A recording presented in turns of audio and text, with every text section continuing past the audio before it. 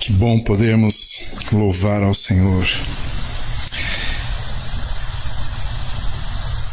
Meus irmãos, estamos percorrendo algumas das muitas visões de João na ilha de Patmos.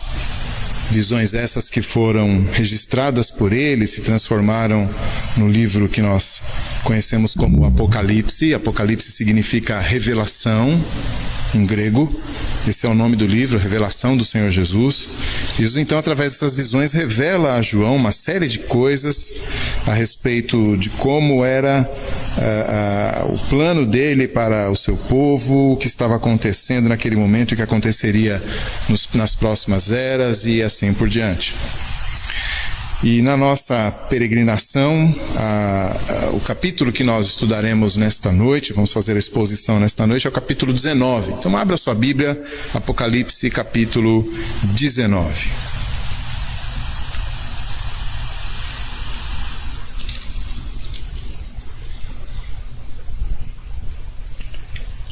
Vou ler o capítulo inteiro. Diz assim: Depois destas coisas, ouvi no céu uma como grande voz de numerosa multidão, dizendo: Aleluia! A salvação e a glória e o poder são do nosso Deus, porquanto verdadeiros e justos são os seus juízos, pois julgou a grande meretriz que corrompia a terra com a sua prostituição, e das mãos dela vingou o sangue dos seus servos. Segunda vez disseram, Aleluia, e a sua fumaça sobe pelos séculos dos séculos. Os 24 anciãos e os 4 seres viventes prostraram-se e adoraram a Deus, que se acha sentado no trono, dizendo, Amém, Aleluia. Saiu uma voz do trono exclamando, Dai louvores ao nosso Deus, todos os seus servos, os que o temeis, os pequenos e os grandes. Então ouvi uma como voz de numerosa multidão, como de muitas águas, como de fortes trovões, dizendo, Aleluia! Pois reina o Senhor, nosso Deus, o Todo-Poderoso. Alegremo-nos, exultemo-nos e demos-lhe glória, porque são chegadas as bodas do Cordeiro, cuja esposa a si mesmo já se ataviou, pois lhe foi dado vestir-se de linho finíssimo, resplandecente e puro. Porque o linho finíssimo são os atos de justiça dos santos. Então me falou o anjo, escreve, bem-aventurados aqueles que são chamados à ceia das bodas do Cordeiro.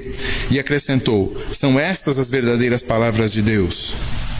Prostrei-me ante os seus pés para adorá-lo. Ele, porém, me disse, vê, não faças isso. Sou conservo teu e dos teus irmãos que mantêm o testemunho de Jesus. Adora a Deus, pois o testemunho de Jesus é o espírito da profecia. Vi o céu aberto e eis um cavalo branco, seu cavaleiro se chama Fiel e Verdadeiro e julga e peleja com justiça. Os seus olhos são chama de fogo, na sua cabeça há muitos diademas, tem um nome escrito que ninguém conhece senão ele mesmo. Está vestido com um manto tinto de sangue e o seu nome se chama o Verbo de Deus. E seguiam-no os exércitos que há no céu, montando cavalos brancos, com vestiduras de linho finíssimo, branco e puro. Sai da sua boca uma espada afiada para com ela ferir as nações, e ele mesmo as regerá com cetro de ferro, e pessoalmente pisa o lagar do vinho do furor da ira do Deus Todo-Poderoso. Tem no seu manto e na sua coxa um nome escrito, Rei dos Reis e Senhor dos Senhores. Então vi um anjo posto em pé no sol, e clamou em grande voz, falando a todas as aves que voam pelo meio do céu. Vinde, reuni-vos para a grande ceia de Deus, para que comais carnes de reis, carnes de comandantes, carnes de poderosos, carnes de cavalos e seus cavaleiros, carnes de todos, quer livres, quer escravos, tanto pequenos como grandes. E vi a besta e os reis da terra com os seus exércitos congregados para pelejarem contra aquele que estava montado no cavalo e contra o seu exército.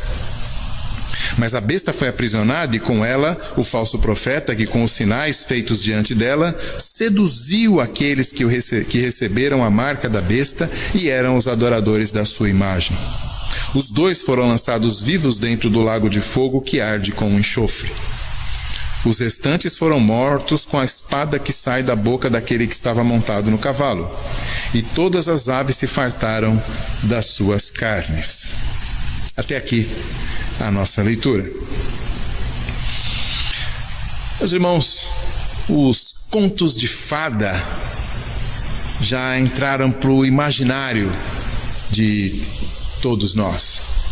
Quem nunca, na sua infância, não ouviu aquelas histórias que contavam a respeito de um reino muito distante e que ali havia uma princesa em perigo e um príncipe, muitas vezes num cavalo branco, que aparecia no momento certo para salvar a princesa em perigo. Os estúdios Disney ganharam muito dinheiro com essas historinhas, que são muito mais antigas do que as animações que eles produziram no século XX e agora no século XXI. São histórias, poderíamos dizer, quem sabe, que trazem arquétipos que são muito identificáveis e esses personagens então simbolizam o bem e o mal, simbolizam a perseverança, a pureza e assim por diante. É claro que essas antigas histórias já não são as mesmas, né? Houve aí recentemente uma investida ideológica transformando essas histórias antigas e arquetípicas em vilões que produziam injustiças sociais, oprimindo as mulheres e promovendo o machismo, por exemplo. E, portanto, elas têm sido agora moldadas ou remoldadas à imagem e semelhança dos valores da nossa época e, portanto, as últimas produções da Disney, por exemplo, para ficar, no mesmo padrão que eu tinha acabado de citar, fazem questão de apresentar princesas que não precisam de príncipes, apresentar príncipes que são bobões, isso quando não apresentam um príncipe que, na verdade, é um ogro, né? Mas, enfim, apesar dessas mudanças que têm tentado estabelecer novos paradigmas, não apenas novas representações, mas novos paradigmas e assim moldar a sociedade, apesar disso, aquelas antigas histórias continuam lá, como um repositório dessas imagens. E ainda que a gente pudesse compreender muito bem as preocupações de quem muda o perfil da princesa para uma princesa mais decidida, mais independente, nós podemos compreender essas motivações e essas razões, mas ainda assim parece que essas mudanças trazem pelo menos um prejuízo. Porque aquelas antigas imagens e arquétipos que aquelas antigas histórias traziam, elas encontram ressonância dentro de algumas imagens, metáforas e figuras que a própria Bíblia traz. E dessas a gente não pode abrir mão. A gente pode abrir mão das historinhas do Disney e até daquelas imagens, daquelas histórias dos contos de fada de Henderson, ou qualquer uma dos autores antigos, mas a gente não pode abrir mão dessas histórias, dessas imagens, dessas narrativas e dessas figuras que a Bíblia nos traz, porque elas nos ensinam a respeito de coisas que são perenes, que são assim e devem permanecer assim, porque assim Deus as fez. Esse é o caso da visão de João que nós acabamos de ver, né? Nós acabamos de ver aqui, na visão de João no capítulo 19, 3 personagens principais: um cavaleiro, uma noiva e uma meretriz. Essa terceira geralmente não aparece, convenhamos, nos filmes da Disney.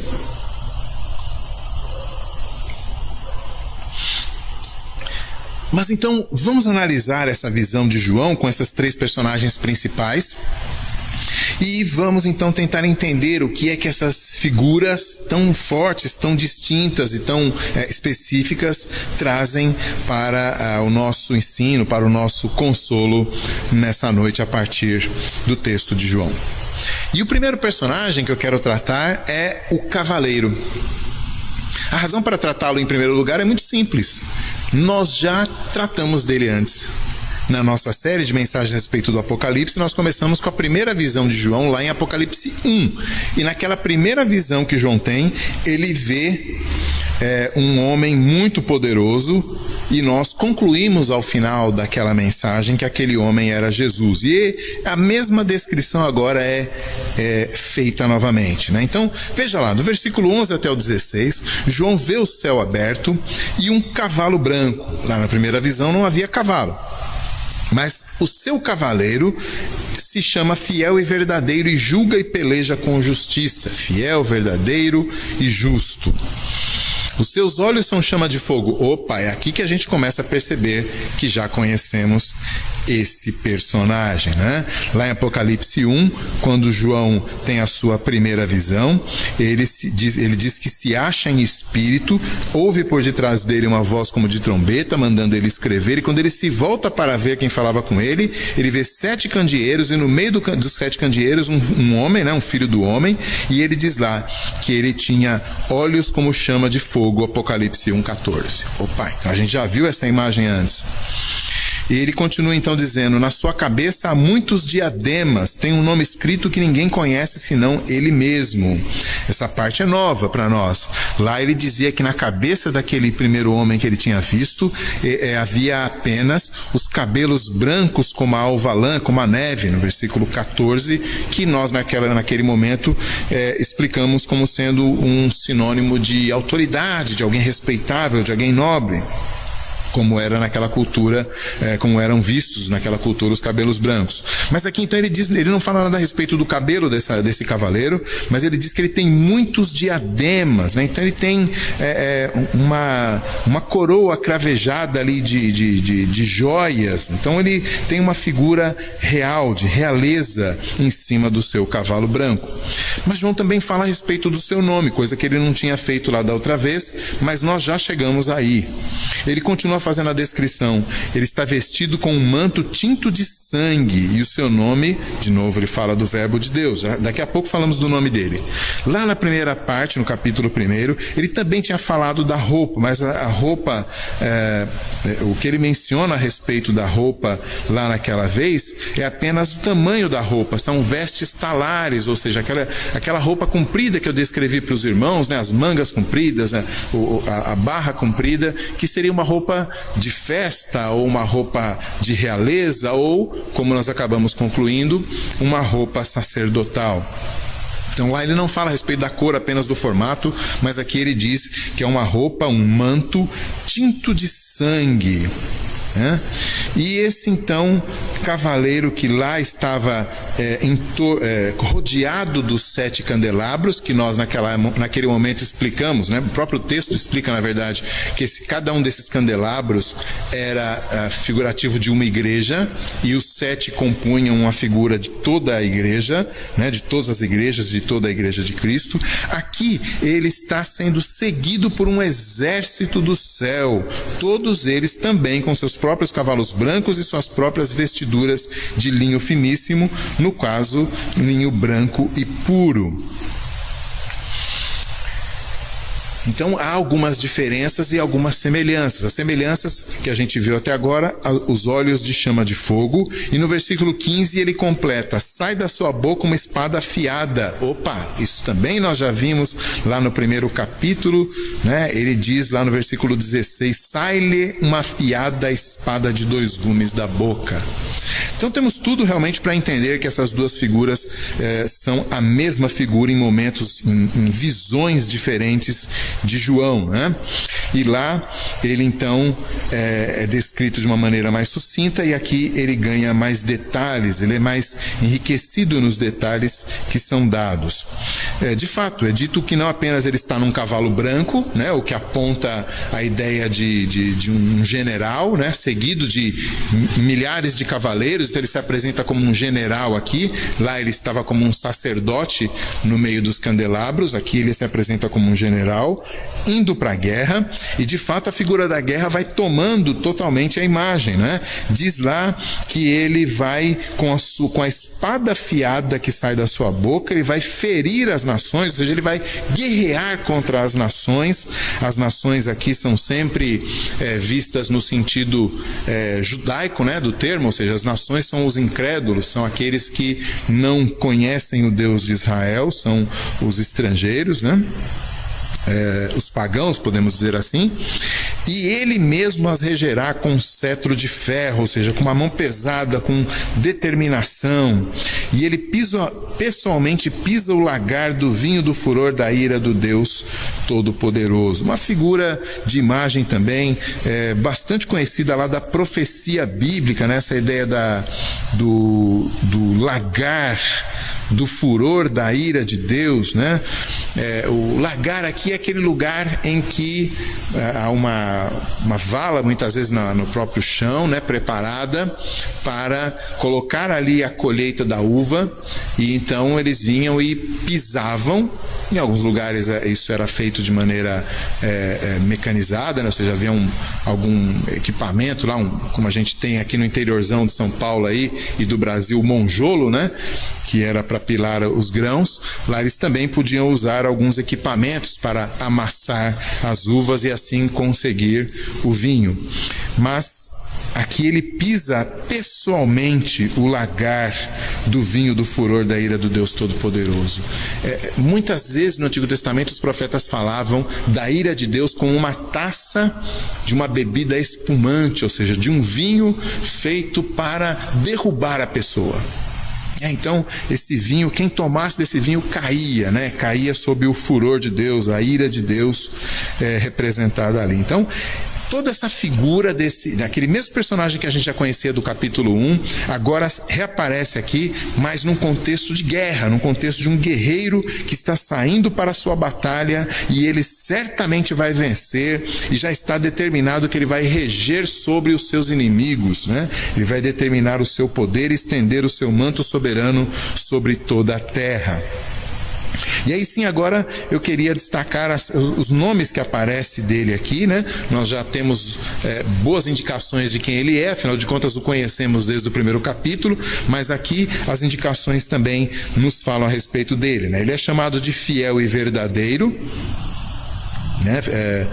No versículo 11, né? Ele é chamado de fiel e verdadeiro no versículo 11. Ele também é chamado de verbo de Deus no versículo 13, e ele também é chamado de Rei dos Reis e Senhor dos Senhores no versículo 16.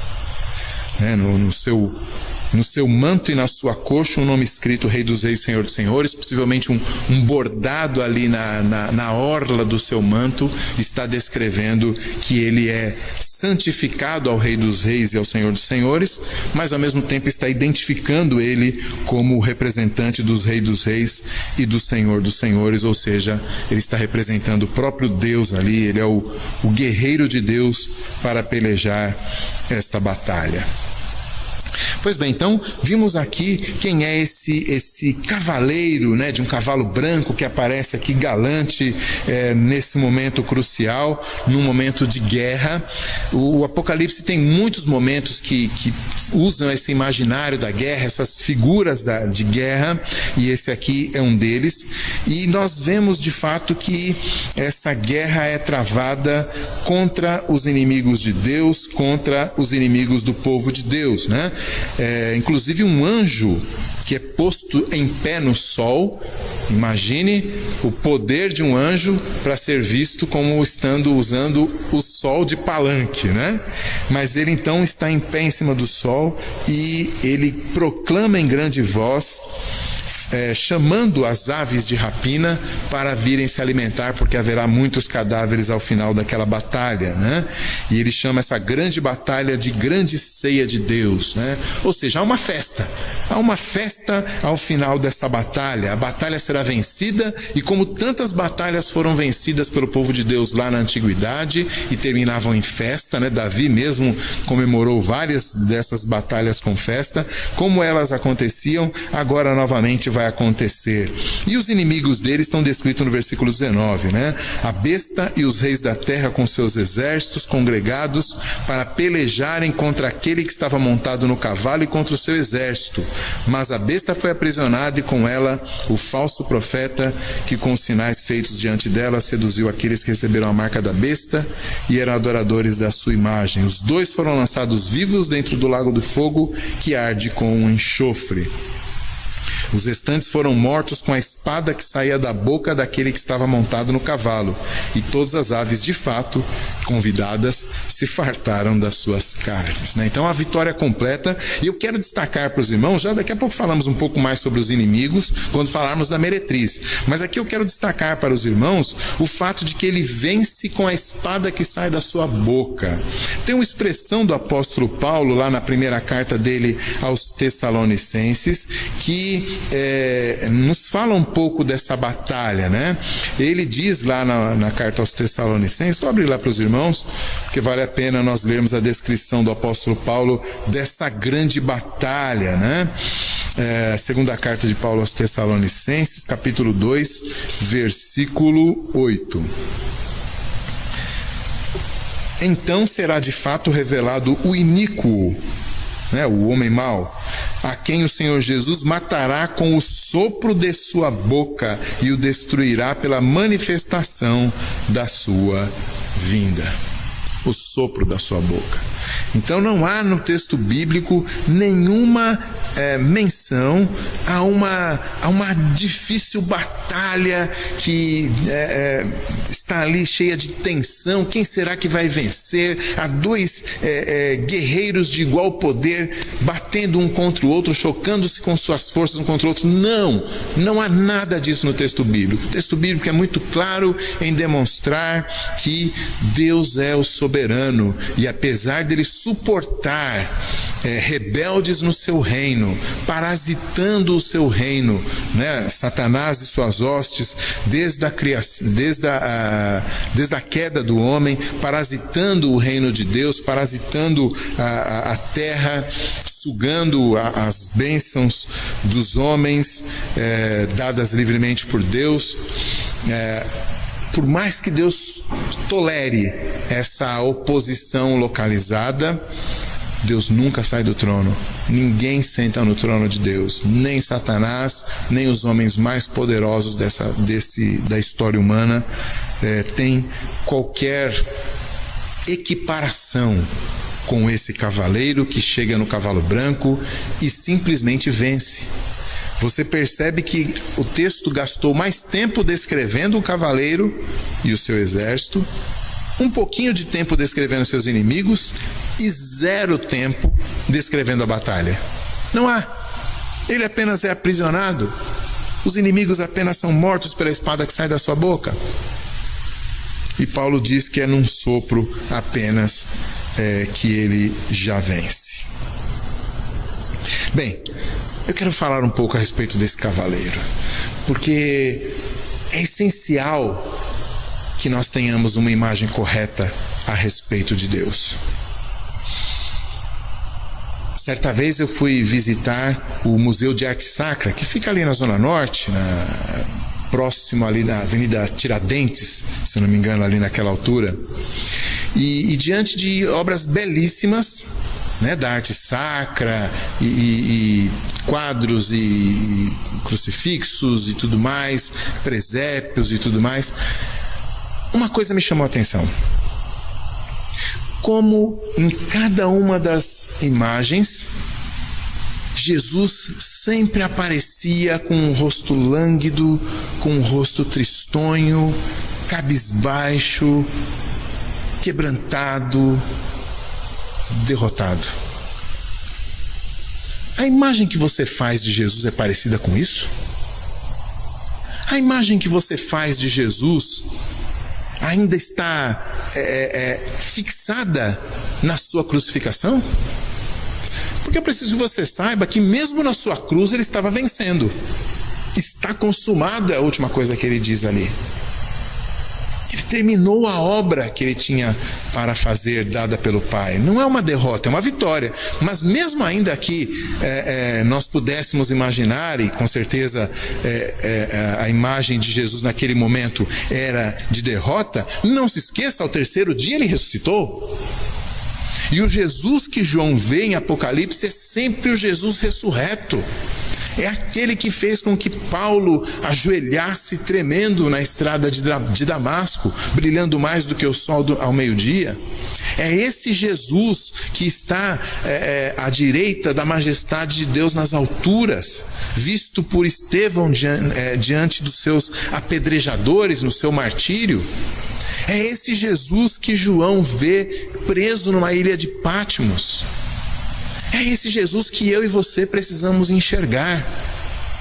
E aqui não importa de fato a aparência, a descrição. Nós já vimos que João usa uma série de metáforas para falar dessas coisas invisíveis e inauditas e que a gente não consegue compreender com a nossa racionalidade. Ele usa essas imagens, mas o fato é que ele está descrevendo alguém que é vencedor. E é esse Jesus que lá aparece no primeiro capítulo ao lado, não apenas ladeando, mas bem no meio da sua igreja. É esse mesmo Jesus que agora aparece à frente de um exército. É o Jesus vencedor.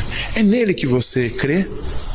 É a Ele que você ora quando você está passando por tribulação. É a Ele que você ora quando você está diante de um problema maior do que você mesmo. É a Ele que é diante dele que você coloca os seus problemas quando você está de joelhos no seu quarto. É essa imagem correta que você tem de Jesus no seu coração? O vencedor? Porque essa é a imagem que Jesus se apresenta em Apocalipse e é ela que deve nos animar em nossos momentos de aflição. Pois bem, primeiro personagem, o cavaleiro no seu cavalo branco. Segundo personagem, a meretriz. Nessa visão de João, então, ele vê primeiramente no céu, ele ouve primeiramente no céu uma voz de numerosa multidão. Também já vimos isso quando estávamos estudando alguns capítulos atrás, né? No capítulo 5, João vê uma grande multidão louvando a Deus diante do trono de Deus e também louvando ao Cordeiro. Vimos isso semana passada. Aqui novamente João vê, diante do trono de Deus, uma numerosa multidão dizendo aleluia no versículo 1, depois no versículo 3, aleluia, e depois no versículo 4, amém, aleluia, depois no versículo 6, aleluia. Que festa espiritual! Que festa espiritual! Louvado seja Deus, louvai ao Senhor, é isso que significa aleluia. E eles estão então louvando a Deus porque a salvação, a glória e o poder pertencem a Ele. Nós também já vimos eles louvando a Deus por conta disso lá no capítulo 5, né? Quando estudamos capítulo 4 e 5. Também há esse tipo de louvor, né? No capítulo 4, versículo 11, Tu és digno, Senhor e Deus nosso, de receber a glória, a honra, o poder, porque tudo criaste. No capítulo 5, eles estão louvando ao Cordeiro e dizem, digno é o Cordeiro que foi morto de receber o poder, a riqueza, a sabedoria, a força, a honra, a glória e o louvor. Então esse tipo de louvor a Deus que simplesmente começa a olhar ao redor e imaginar ou apontar aquilo de mais nobre, de mais maravilhoso que possa existir e colocar na frente do Senhor e dizer assim, o Senhor merece tudo. Porquanto são verdadeiros e justos os seus juízos. Nós já tínhamos visto Deus sendo louvado pelo seu poder criador no capítulo 4, o Cordeiro sendo louvado pelo seu poder salvador no capítulo 5, e agora no capítulo 19 nós vemos Deus sendo louvado pelo seu poder de julgar.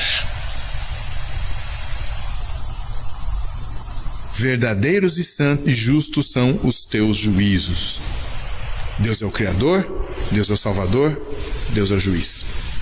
Algumas pessoas, ainda falando de imagem de Deus, Algumas pessoas gostam de escolher que imagem gostam de Deus, né? Que imagem preferem de Deus. É muito comum as pessoas gostarem de falar de Deus como Pai, gostarem daquele versículo Deus é amor, mas nem todo mundo gosta daqueles versículos que dizem que Deus é santo, que Deus é justo e que Deus é juiz. Mas é assim que Ele é louvado no céu também. E que julgamento foi esse? Ele julgou a grande meretriz que corrompia a terra e com a sua prostituição, Deus julgou a meretriz. Essa é a nossa segunda grande personagem nesse trecho de Apocalipse. Quem é essa meretriz? A meretriz é chamada também de a Grande Babilônia no texto de João. Né? Então, ela tem esses diferentes nomes no texto de João. Ela é representada como uma meretriz que se assenta sobre muitas águas, lá no capítulo 17. Né? Veio um dos 7 anjos que tem as 7 taças e falou comigo, dizendo: vem, mostrar-te-ei o julgamento da grande meretriz que se acha sentada sobre muitas águas, com que se prostituíram os reis da terra, e com o vinho da sua devassidão foi que se embebedaram os que habitam na terra. Então, essa mulher é mostrada como assentada sobre muitas águas. Um pouquinho à frente, no versículo 5, diz: na sua fronte achava-se escrito um nome, um mistério: Babilônia a Grande, a mãe das meretrizes e das abominações da terra.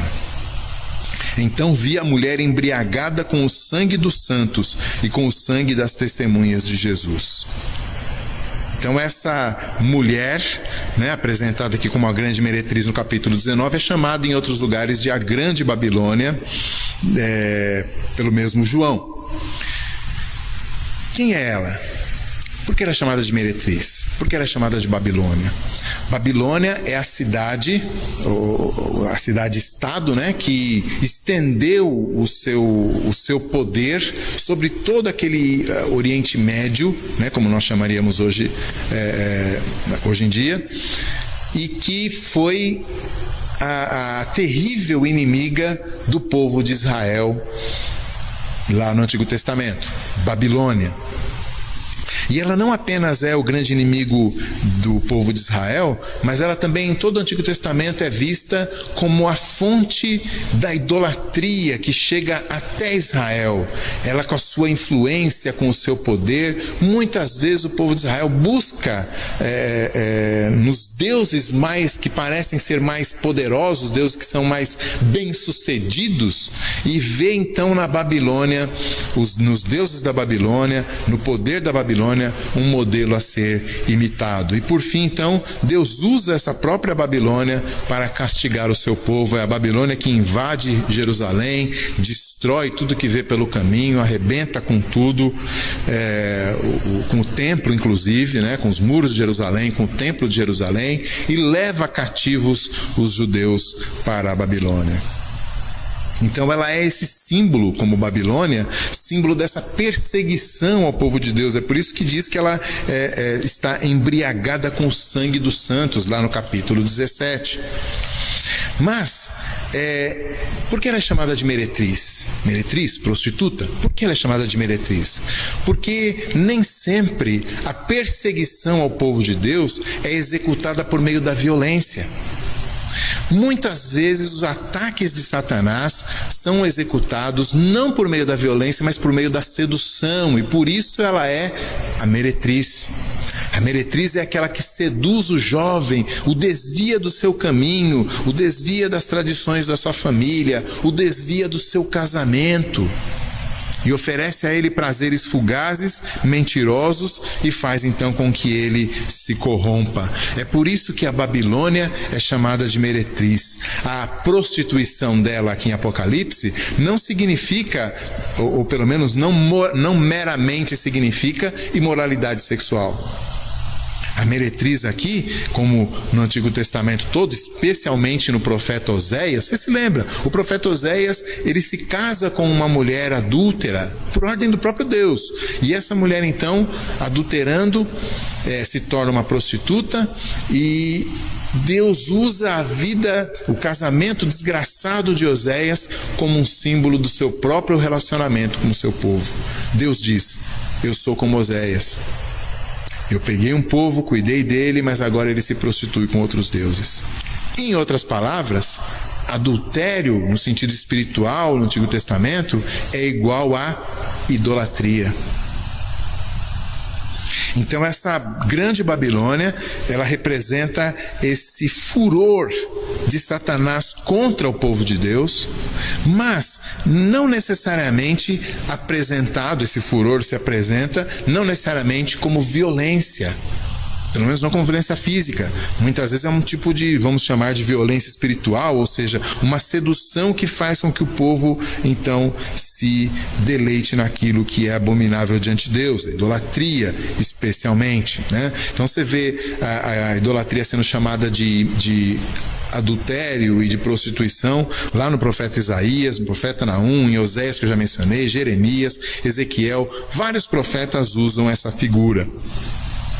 E agora então, entendendo que Babilônia, essa meretriz, essa grande meretriz, também chamada de Babilônia, é um símbolo de todo esse sistema demoníaco, terreno, carnal, anti-Deus, satânico também, nós podemos agora entender por que é que Deus está sendo louvado por ter julgado a grande meretriz. Ela corrompia a terra com a sua prostituição. Os reinos da terra, os povos, não conheciam a Deus e idolatravam.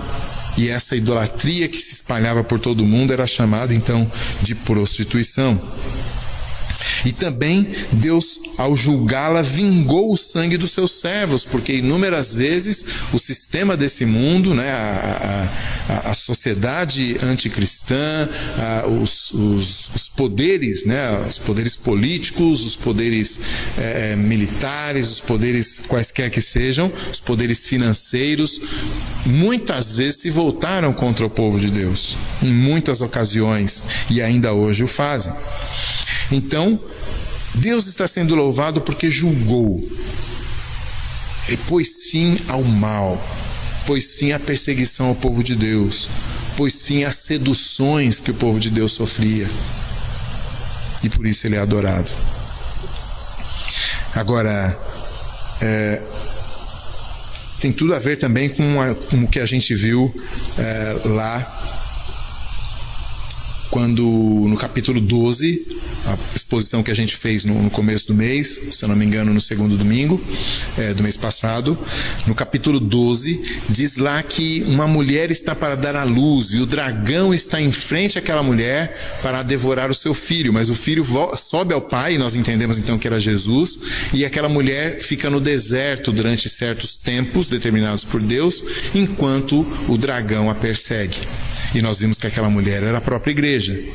E aqui então, essa mulher meretriz que persegue a mulher igreja, agora nós entendemos quem é que está por detrás dela. O mesmo dragão do capítulo 12 também está por detrás dessa prostituta Babilônia que está aqui bebendo do sangue daqueles que seguem a Jesus.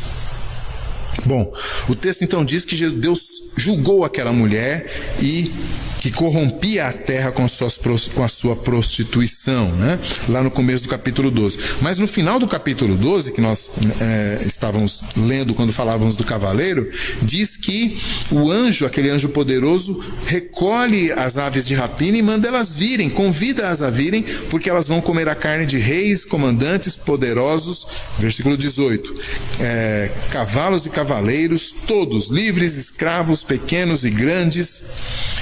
E ele então fala que os reis da terra que seguiram a besta estavam congregados para pelejarem contra o nosso cavaleiro. Essa figura também do exército, esse cenário em que existe um exército junto com o cavaleiro que nós já vimos, que é Jesus, e existe esse outro exército que está acompanhando a besta, seduzidos pela grande Babilônia, seduzidos por essa meretriz e portanto seduzidos pelo dragão. ou seja, por Satanás, esse cenário de guerra desses dois exércitos, que a gente viu que é uma guerra que não dura nada, porque quando o cavaleiro determina o final, ele acontece, né? Mas esse cenário de guerra nos mostra então que não apenas essa perseguição pode acontecer por meio de exércitos mesmo, em que os poderes do mundo são usados para perseguir a igreja, e aí você tem o exemplo da época de João, né, como nós falamos no primeiro domingo que estudamos Apocalipse, ele estava escrevendo na época mais ou menos do César Domiciano. Então, foi um dos Césares, né, um dos imperadores romanos que mais perseguiu a igreja, mas ele não foi o único. Outros imperadores fizeram isso, outros reis fizeram isso, presidentes fizeram isso, ditadores fizeram isso, partidos comunistas fizeram isso, mulás islâmicos fizeram isso, pais fizeram isso com filhos que se converteram, maridos fizeram isso com esposas que se converteram. A perseguição vem de tudo quanto é canto. Então, ainda que o convite comece falando da carne de reis e de comandantes, ele termina falando também de escravos, de pobres, tanto faz. Todos aqueles que se opuseram ao povo de Deus estão aqui incluídos nesse grande exército daqueles que são julgados por Deus e derrotados pela espada que sai da boca do cavaleiro. O destino deles é certo. Eles podem juntar todas as suas forças contra a igreja, forças militares, forças ideológicas, eles podem fazer leis que impeçam o povo de Deus de adorar a Deus, eles podem criar dificuldades no trabalho para a ascensão profissional de um servo de Deus, eles podem fazer essa perseguição de várias maneiras, mas o fim deles todos é um só. Quando o cavaleiro, Jesus, com seu cavalo branco, abrir a sua boca e a sua palavra determinar o fim, eles todos estarão julgados. O final do versículo 20 diz assim: os dois, né, ou seja, a besta que foi aprisionada, o falso profeta, né, que fazia sinais diante da besta, e toda essa sedução deles, né? Inclusive, olha só, interessante, eu não tinha mencionado isso, né? Eu tinha falado de poderes militares, poderes ideológicos, tudo mais tal, mas inclusive poderes religiosos, né? Já que o falso profeta faz sinais para que as pessoas sigam a besta, né? Esse personagem também, que a gente não vai estudar com detalhes aqui, porque a gente está estudando todo esse exército com os seus comandantes e seus comandados debaixo de um personagem só, que é a meretriz. Todos eles são manifestações da grande meretriz da Babilônia, dessa que bebe o sangue dos crentes, né, dos salvos, dos santos de Deus. E eles então, final do versículo 20, são lançados vivos dentro do lago de fogo que arde com enxofre. É bom nós pensarmos um pouco a respeito disso, né? Apesar dessa meretriz montar a besta, indicando que ela tem poder sobre os sistemas de governo, quem sabe a mídia, quem sabe sistemas religiosos, sistemas culturais, sistemas econômicos, tudo isso é uma grande aliança debaixo da sedução da meretriz, da Babilônia, da besta, do dragão, qualquer que seja a figura que nós queiramos colocar, das muitas que João coloca. Todos eles estão unidos contra o povo de Deus. No entanto, eles têm, e apesar de todo o poder que eles aparentam, e de fato têm, toda essa autoridade que eles têm para fazer o povo de Deus sofrer, mas, no final das contas, eles apenas têm um destino, né? É claro que quando eu falo... quando João fala da besta, né? E ele descreve a besta que surgiu e tudo mais. Então, dificilmente você poderia ser enganado, né? Por exemplo, no capítulo 13, quando ele fala das bestas, né? Ele diz assim: vi emergir do mar uma besta que tinha 10 chifres e 7 cabeças, e sobre os chifres 10 diademas, e sobre as cabeças nomes de blasfêmia. Ela era semelhante ao leopardo, com pés de urso e boca como de leão. Deu-lhe o dragão o seu poder e o seu trono e grande autoridade. Então, é claro que se você visse aquele dragão vermelho com cabeças e chifres lá do capítulo 12, que a gente estudou 15 dias atrás, ou se você visse essa besta aqui do capítulo 13, que a gente não chegou a estudar, tem uma outra besta, né? Besta aqui significa fera, tá? Então ele usa a expressão de dragão e usa também a expressão de uma fera, um bicho feroz. Vi ainda outra besta emergir da terra, possuía 2 chifres, parecendo cordeiro, mas falava como dragão. Então veja, claro que essas imagens terríveis de João nos fazem aversão, nos dão repulsa. Mas quando ele fala da meretriz que seduziu os reis, ele está falando de algo que parece belo, que seduz, que atrai, que chama o nosso coração. Algum tempo atrás estudamos os provérbios, e lá, enquanto estudávamos os provérbios no mês de maio, nós encaramos lá, nós deparamos lá a figura que Salomão faz das 2 mulheres: a mulher sábia e a prostituta. João está fazendo algo parecido.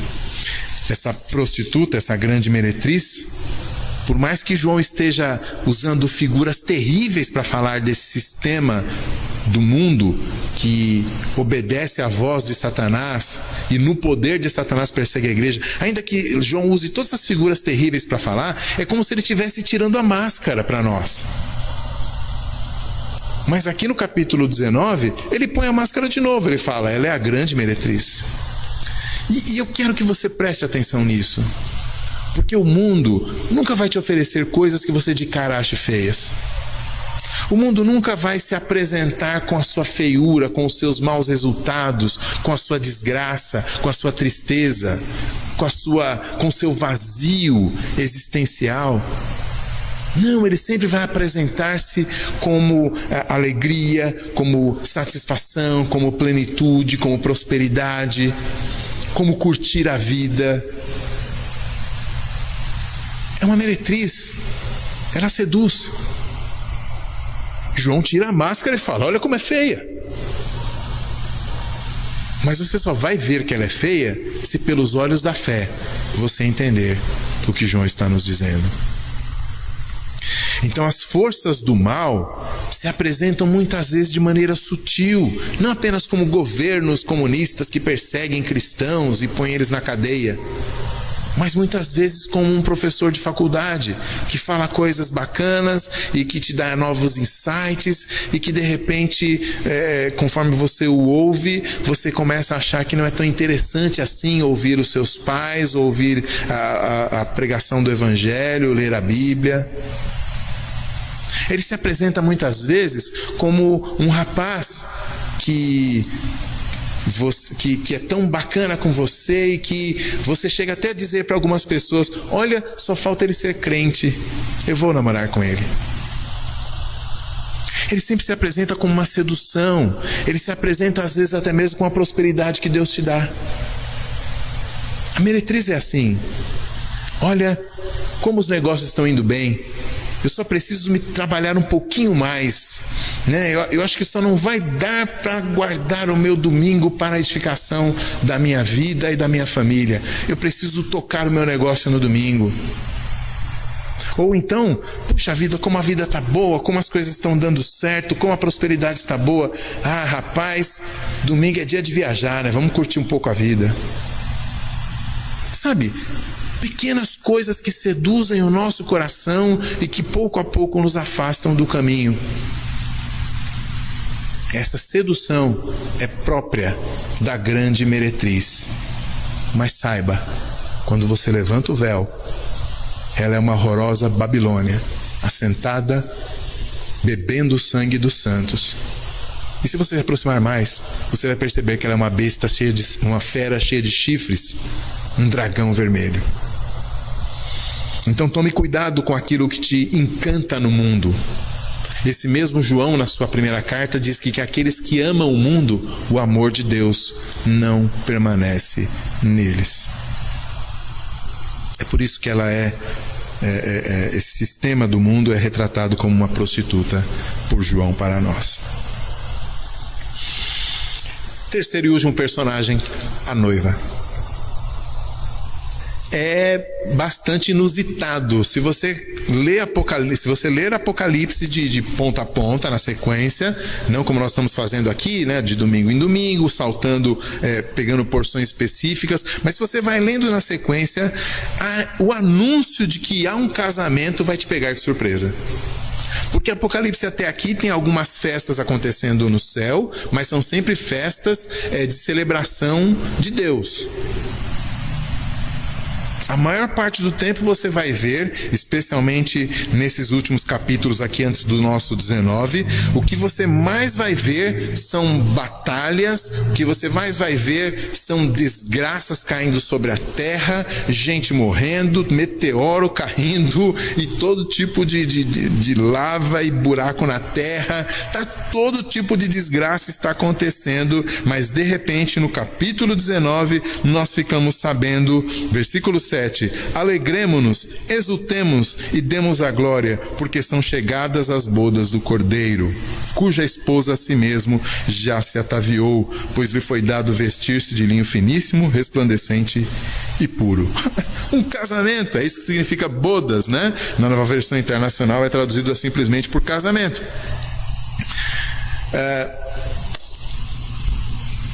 Casamento na cultura hebraica começava antes da própria festa.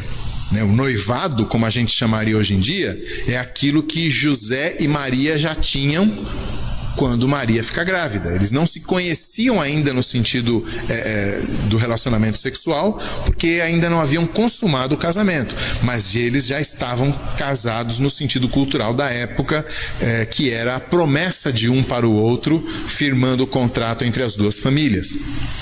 Então, ainda que nós possamos estar diante da festa das bodas, ou seja, da festa de casamento do Cordeiro, na verdade, isso já pressupõe um relacionamento de intimidade, de unidade, de cuidado, de submissão da parte da noiva, de prazer da parte da noiva, de dedicação integral da parte da noiva, mas, por outro lado, do cuidado da parte do noivo, do prazer dele também, da dedicação dele à sua noiva. Esse relacionamento íntimo já está lá. Paulo, na sua carta aos Efésios, capítulo 5, quando ele fala aos casais da igreja, ele usa o relacionamento de Cristo e sua igreja como paradigma do que é um relacionamento entre homem e mulher dentro de uma perspectiva cristã. E aqui então nós temos João corroborando essa ideia, dizendo que a relação entre o povo de Deus e Jesus Cristo é uma relação que se assemelha ou ela é representada num casamento de homem e mulher. Bom, é importante nós notarmos isso porque aqui a noiva e o noivado são mencionados, nesse momento inesperado, mas já está acontecendo. E o que está acontecendo aqui é que antes e depois do noivado, o que nós vimos foi prostituição. Percebeu? No capítulo 2, Deus é louvado por ter julgado a meretriz. No versículo 2, Deus é julgado por ter julgado a meretriz. E depois nós vemos os resultados desse julgamento na batalha final. No final do capítulo 19, que nós já vimos quando estávamos falando da meretriz. Então, no meio de tudo isso, esse noivo guerreiro está ali combatendo os inimigos do seu povo, e agora com essa figura do casamento nós poderíamos dizer que na verdade ele está combatendo a meretriz que quer acabar com o seu casamento. Ele está escolhendo corretamente. Não é como aquele jovem tolo lá de Provérbios, né? Ele está escolhendo corretamente, ele escolhe a sua noiva, mas isso também significa destruir a meretriz. Essa figura da noiva vai ser usada novamente lá no capítulo 21 e 22, quando se fala da Nova Jerusalém. Nós vamos estudar isso na nossa próxima exposição, então não vou me estender muito aqui, mas não é difícil entendermos que essa noiva é o povo de Deus, ou seja, a igreja. Não apenas porque outras passagens das Escrituras falam isso, né, lá em Efésios, que eu acabei de mencionar, mas isso também não é uma invenção do apóstolo Paulo. Eu já mencionei aqui também que Oséias, o profeta lá do Antigo Testamento, é chamado por Deus a representar o relacionamento de Deus com o seu povo, porque o seu povo estava adulterando, ou seja, ali também o relacionamento de Deus com o seu povo já é representado por um casamento, né? Então, essa é uma visão corrente do Antigo e do Novo Testamento, o povo de Deus como sendo casado, né? Sendo a noiva, sendo a esposa de Deus ou de Jesus Cristo, para ser mais específico, né? Porque afinal de contas são as bodas do Cordeiro, e nós já vimos lá no capítulo 5, né, que nós estudamos semana passada, que o Cordeiro que foi morto, mas reviveu, é Jesus Cristo, em Apocalipse, sem dúvida nenhuma. Então, ele é o cavaleiro que está em combate contra os inimigos da sua noiva, enquanto está com o noivado marcado, né? Está com o casamento marcado e já está para acontecer. Então são dois frontes ao mesmo tempo de ação. É curioso que no Antigo Testamento, além daquelas festas religiosas que o povo de Deus tinha, né, havia duas comemorações que eram feitas. Eles não comemoravam aniversário como a gente, né? Pra gente a data marcante é o aniversário. Para eles, festa era casamento e vitória na guerra. Era nesses momentos que eles faziam festa. E no capítulo 19 nós temos as duas festas acontecendo. Vinde para as bodas do Cordeiro, vinde comer a carne de reis que serão derrotados pelo Cordeiro. Então, essas duas festas estão acontecendo nesse mesmo capítulo, nas visões de João aqui se misturando.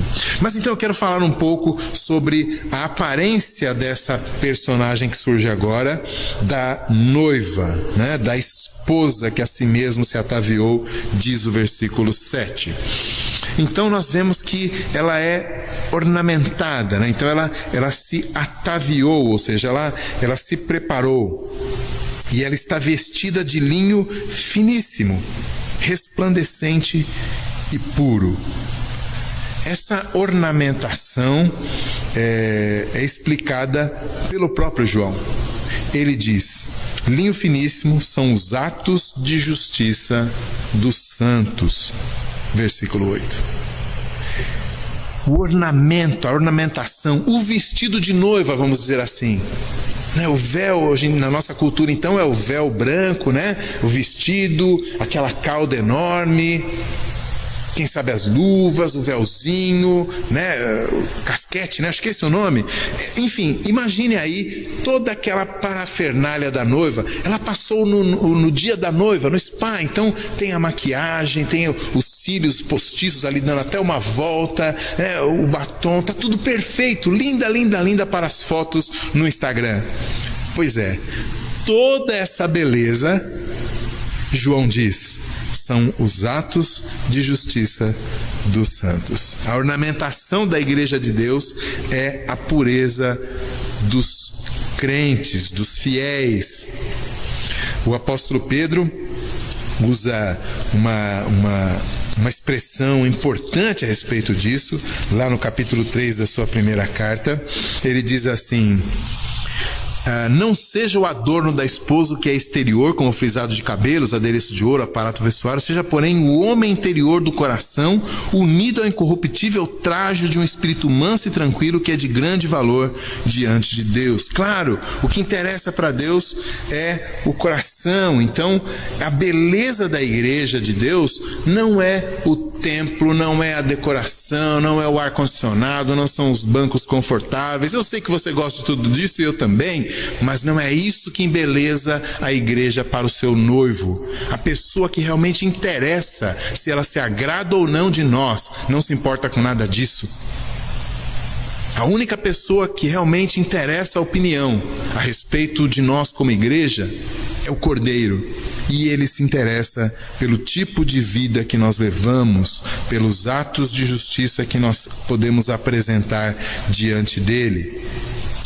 As cartas que ele escreve às igrejas, né, lá no comecinho do Apocalipse, deixam isso de maneira muito clara. Lá no capítulo 3, versículo 4 e 5, ele diz assim: tens contudo em Sardes umas poucas pessoas que não contaminaram as suas vestiduras e andarão de branco junto comigo, pois são dignas. Pessoas na igreja que não se contaminaram, é isso que embeleza a igreja de Cristo. Esses adornos são o fruto do Espírito, por exemplo, que Paulo descreve lá na sua carta aos Gálatas. Esses adornos são os dons que são usados para a edificação uns dos outros, lá em Efésios, também descritos por Paulo. Esses dons são o empenho da igreja em cumprir a ordem de Cristo de evangelizar toda a criatura. Essa beleza, esses ornamentos estão em cada ato em que a igreja obedece à vontade do seu noivo. E essa é a razão, então, do grito da numerosa multidão: aleluia! Louvem ao Senhor! Jesus é especialmente louvado porque ele foi morto com seu sangue, e com o seu sangue comprou para Deus pessoas de toda tribo, língua, povo e nação, como nós vimos lá no capítulo 5, na semana passada. Mas ao olhar para a igreja, então, o noivo, olhando para sua noiva, Jesus vê o fruto do seu penoso trabalho, que é uma expressão que o profeta Isaías usa quando ele descreve lá no capítulo 53 o servo sofredor que vai sofrer pela sua igreja, morrer pela sua igreja, mas vai se alegrar com o resultado do seu sacrifício. Então Jesus aqui está sendo louvado por causa disso.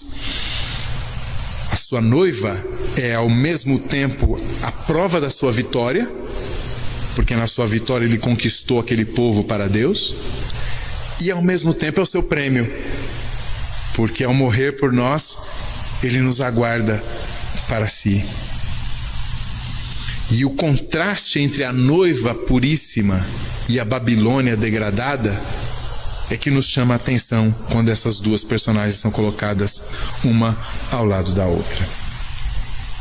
Eu também quero fazer algumas aplicações em relação a essa terceira e última personagem. Pense nisso. A maior celebração a Jesus Cristo na história do universo tem a ver com o fato dele ter comprado um povo, dele ter conquistado uma noiva, dele ter um casamento marcado. Vinde para as bodas do Cordeiro, são chegadas as bodas do Cordeiro. Pense em como Deus olha para a igreja. Pense em como Deus olha para aqueles que creem em Cristo, para o seu povo. Pense em como ele valoriza essa igreja, como ele ama essa igreja. Reflita um pouco nisso, e reflita em você mesmo. Você é um pouco vitrine desse sentimento que Deus tem pela igreja, desse sentimento que o Cordeiro tem pela sua noiva? Ou você é uma daquelas pessoas que está sempre reclamando da igreja, sempre apontando defeitos na igreja, sempre achando que a igreja não serve, que a igreja não que a igreja não devia, que isso e que aquilo? Você é uma daquelas pessoas que não consegue enxergar a beleza da igreja de Cristo? Então saiba, você está errado. Porque Cristo a vê assim, linda, perfeita, sem mácula, nem ruga, nem mancha nenhuma, porque Ele a ama. E se Ele a ama, você não deveria precisar de outros incentivos para amá-la também. Outra coisa, a beleza dessa noiva está atrelada, está ligada intimamente com os atos de justiça dos santos. Então, se você é parte da igreja, saiba que está ao teu encargo, é responsabilidade sua embelezar a igreja. E eu não estou falando da decoração de Natal, não estou falando de vir antes para a programação, para dar uma ajeitada nos bancos. Isso é o de menos. Estou falando que a sua vida, meu irmão, sua vida, minha irmã, precisa embelezar o Evangelho, ornar o Evangelho, é a expressão que o apóstolo Paulo usa. Ou ataviar a noiva, como João diz. A sua vida, o seu testemunho, os teus atos de justiça, a forma como você lida com as pessoas, a tua palavra, a tua sabedoria ao lidar com os problemas, a tua capacidade de amar as pessoas, a tua capacidade de perdoar. Tudo isso ornamenta a igreja, ornamenta a noiva. Então nós não podemos ter, e veja, e para isso não serve um comportamento externo para inglês ver, né? Aquela aparência de santidade. É o noivo que está olhando e ele conhece o nosso coração. Então nós precisamos de fato de purificar as nossas mãos, purificar os nossos olhos, purificar os nossos lábios.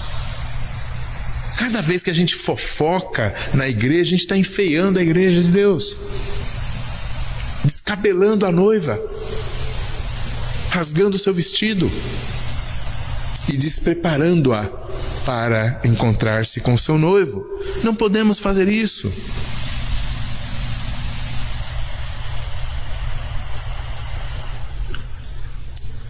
Paulo afirma que ataviou a igreja de Corinto como noiva para Cristo por meio da pregação do Evangelho. Lá na segunda carta aos Coríntios, capítulo 11, versículo 2, ele fala assim: e você reparou em quantas vezes aparece aqui a boca de Cristo com sua espada? Assim como é pela sua boca, pela palavra da sua boca, ele derrota os inimigos da sua igreja, é também pela palavra da sua boca que ele embeleza a sua igreja. Porque veja, foi lhe dado vestir. É graça de Deus que nós possamos ser belos às vistas de Jesus. E esse embelezamento acontece por meio da sua palavra. Versículo 9 termina assim: são essas as verdadeiras palavras de Deus. No versículo 10 termina falando do testemunho de Jesus, que é o espírito da profecia. Então o tempo todo a palavra de Deus é essa força de Deus, esse poder de Deus em nós, nos transformando para que os nossos atos possam embelezar a noiva de Cristo para a alegria dele. Pois bem, concluímos então, irmãos, na imagem que João nos traz, nesse cenário de um grande cavaleiro branco, que ao mesmo tempo está em luta contra os inimigos do seu povo, mas ao mesmo tempo está se preparando para se encontrar com a sua noiva. E nós concluímos então que o desejo de Jesus é que nós nos separemos do mundo. Isso não significa não estudar ou não trabalhar ou entrar num monastério, mas significa que o nosso amor estará no reino de Deus e a Ele buscaremos em primeiro lugar em tudo que fizermos, inclusive trabalhar e estudar. Cristo deseja que nós nos separemos do mundo, porque o mundo acaba com a espada que sai da sua boca. Nós não podemos amar as coisas que Deus vai destruir. E Jesus também nos chama a nos prepararmos como noiva, nos ornamentando com atos de justiça, com o cuidado com a palavra, com o cuidado uns com os outros, com o fruto do Espírito, com a evangelização, com a adoração a Deus, com a nossa santificação, para nos encontrarmos com Ele e participarmos daquilo que somos convidados desde antes da fundação do mundo para fazermos. Participarmos do casamento de Jesus com o seu povo, com a sua igreja.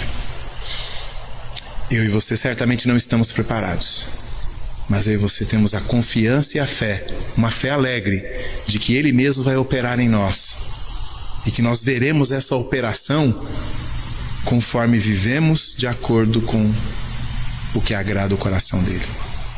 Atos de justiça nos embelezam para Jesus. A nossa oração é que, quando Ele voltar, Ele nos encontre belos, um belo povo, uma bela noiva o aguarda.